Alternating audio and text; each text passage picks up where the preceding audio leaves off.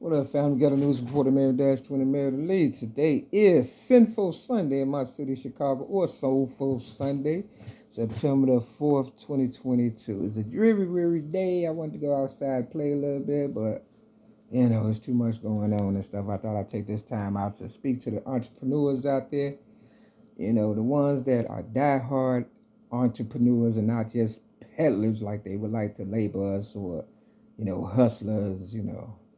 A lot of people would like to say, yeah, I didn't come up the righteous way or whatever, because a lot of people was doing strange things for a little bit of change back in the day and stuff. You hear about um, people hitting the train track and stuff, with all the merchandise coming on and selling merchandise like that. That's not how I did it. I went to the wholesale stores and, I purchased my stuff and I took it to the streets. Now, I'm not going to say I never bought something from somebody. I didn't ask where they got it from. But you know how people come up to you. I assume people was doing the right thing for the most part, like myself.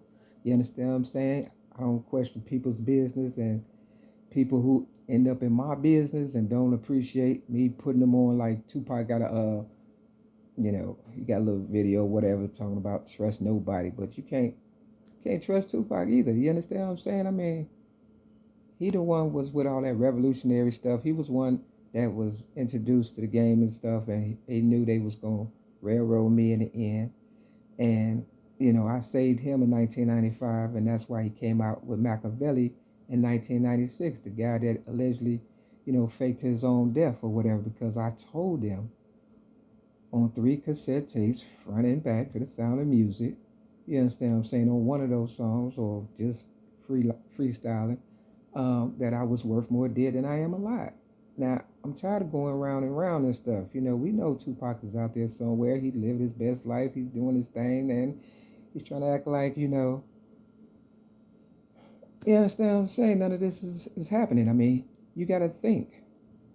He said, his music, even if he died, will outlive him and stuff. And people are trying to suppress my realness, me being the originator of rap music and all that. Don't want me to be viral and nothing. You understand what I'm saying? Videos get no views. I'm not getting monetized for none of this. I don't get paid for none of this. I should, it should be off the chain by now. I should have broke the internet, just on real shit alone and stuff. They say in AA, Alcoholics Anonymous, you will be amazed before you are halfway finished. And so I took it to the internet and I showed people and I took it to the streets and I showed people and they know I understand that Mary McNamara's or whoever trolls or Tupac fans or whoever informants, they follow, they be on time and they try to use my story against me, and that's the part I don't like and stuff, you know what I'm saying? Because I knew nothing about what Tupac was into for real, because we didn't have the internet. At least I didn't. I wasn't aware of it because they say games to be sold, and I told them when some new come out, people don't know how it's gonna turn out. And because it blew up, rap, you know, like a bomb or whatever and stuff, or a space shuttle taking off, you know, people wasn't ready for all that. So what they try to do is get their team, call it hip hop, whereas, I basically just call it venting on paper. You understand what I'm saying? Real talk. I was just venting my thoughts and stuff, but I love music and I was just, you know, I came up with something that worked and somebody seen something in it once they stole my writings and decided to exploit them without my permission, because that's all it did. Bible scripture for the day before I go too far. In 2 Kings chapters 1 through 10, that's what I'm gonna do. But I flipped it to 2 Kings chapters 4 and 5. But I come back like Jordan wearing the 4-5. Now it's a Sox jersey out there with the number 4-5 on it and my name Lee. Okay.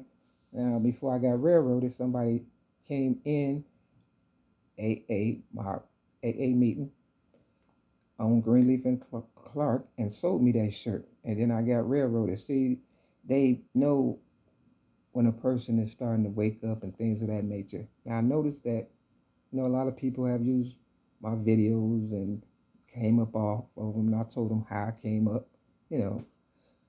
when I did this business video 101 or whatever and stuff. And I told him I went to the wholesale stores and we were out to bam, I sold general merchandise. We were bam, okay, that's nickel and dime stuff. That's basically for beginners and stuff. That's why I call it, business 101. But I have elevated since left that, but they're trying to keep me stagnated and stuff. I supposed to be, moving with the movers and shakers, the real ones, but they don't like the competition. So that's why, real people are not invited to real events or whatever. I never have been. Vacation, never had a new car, never really had nothing, right? So, that time is going to pass for them, the ones that's stealing. Country Wayne is the one that I'm kind of concerned with because they're doing the same thing to him as they did to me. Now, he has all these children. He started at 17, having them. I started at 17, giving my story to Oprah Winfrey, my child abuse rap, in 1984. And then, of course, The Color Purple came out in 1985. So what they do, they have you lay down your stuff, and then they come from behind. You understand what I'm saying? Real talk. That's their game and shit. And just like DMX said, they would be nothing without us. Real talk. He said, you could be talking to somebody, they be right here. They be like, yeah. You know what I'm saying? In his video, what's that video? I can't think right now. But I basically want to stay focused about Country Wayne because I looked at one of his videos and, his latest video and, Ro and Anthony, because you got to remember it was an Anthony and Alcoholics Anonymous. He was the one teaching me about computers and, it cost me a whole lot to learn or whatever and stuff. And then it was a white Anthony that I gave my book, Rhymes, Poems, and Metaphors, plus one song to. And, he charged me $1,000 or whatever and stuff and did a little contract or whatever and stuff. And he was trying to give me a hard time. Towards the end, he brought his mother over to my, apartment when I was up north, my first ever YouTube video. He brought his mother over there.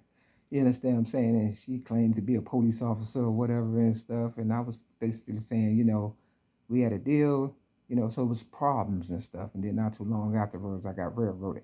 So Country Wayne, it seemed like the Anthony that wrote, 9 times out of 10, they know each other. Everybody that's around you pretty much is just trying to suck the blood out of you or whatever and stuff. You understand what I'm saying? I mean, you was giving away money, you lost money. Nobody gives away that much money. You just giving away money. I'm the one needed the money. You're supposed to give it to the people, you understand what I'm saying, that helped you. You took one of my child abuse raps.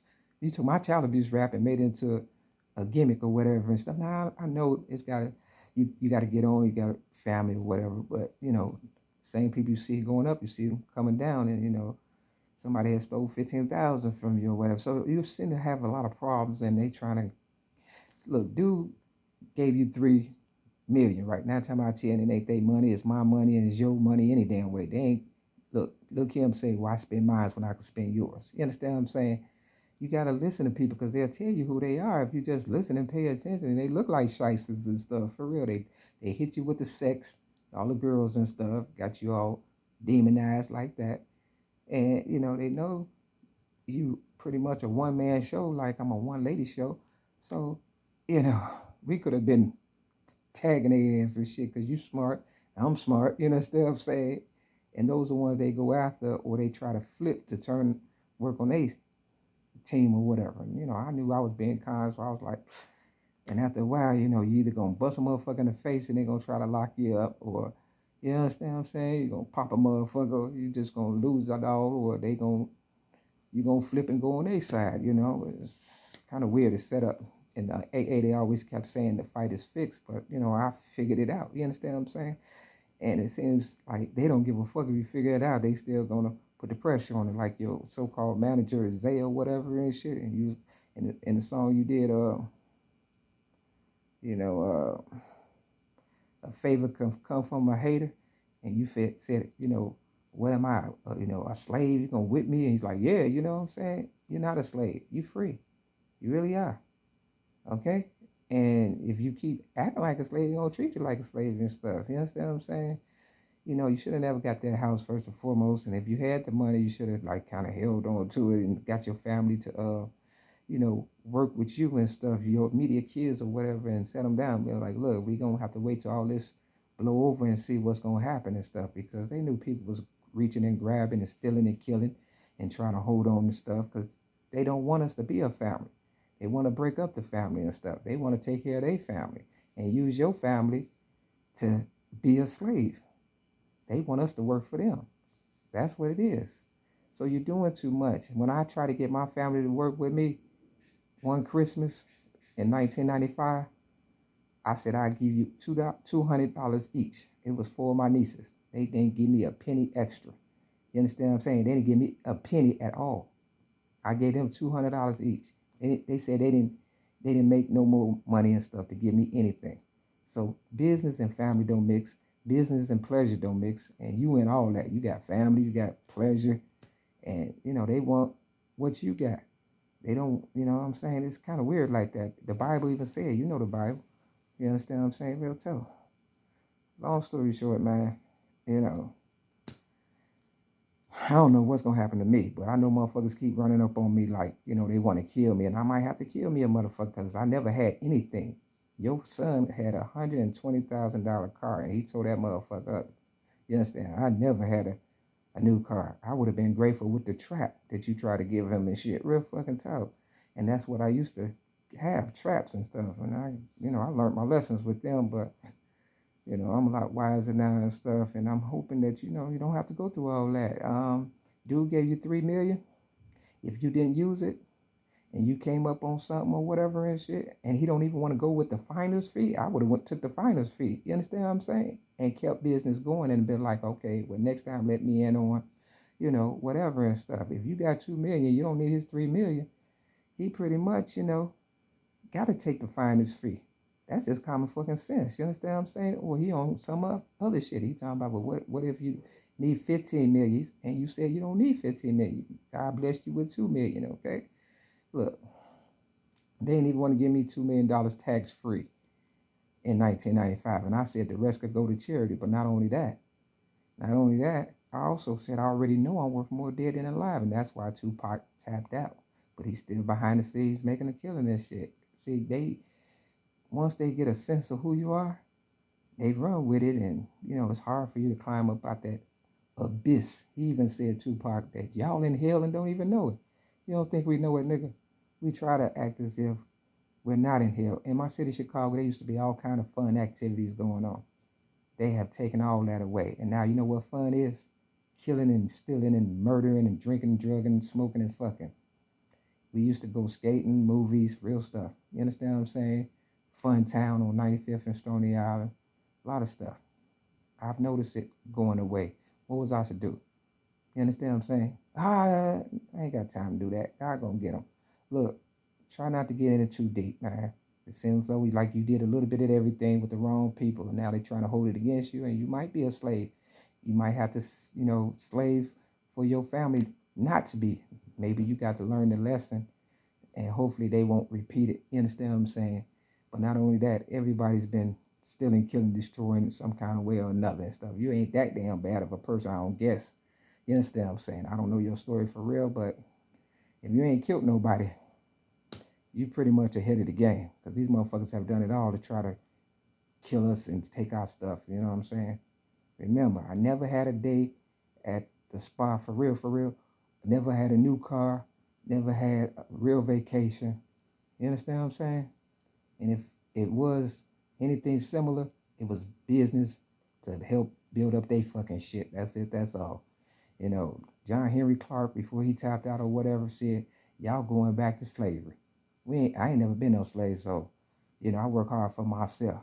And I learned every lesson and things that I've learned and my high power gave to me. This joy I have, the world didn't give it to me. You had what a fleeting moment. A little bit of pleasure worth a whole lot of pain. So whatever it is that you into, try to get up out of it. Listen to that song, Betty White. A little bit of pleasure worth a whole lot of pain. No pain, no gain. Real talk. Now, if I was you understand what I'm saying? I would start making amends to me, because you definitely shitted on me. And then whoever else you shitted on, them girls or whatever and stuff, because some of them really did like you and stuff, and you can't be playing with people's hearts and shit, because they will kill you, for real. But long story short, ain't no pussy in the world, dick, ass, or nothing worth more than your life and your livelihood and your struggle. And with that, step your game up. Peace.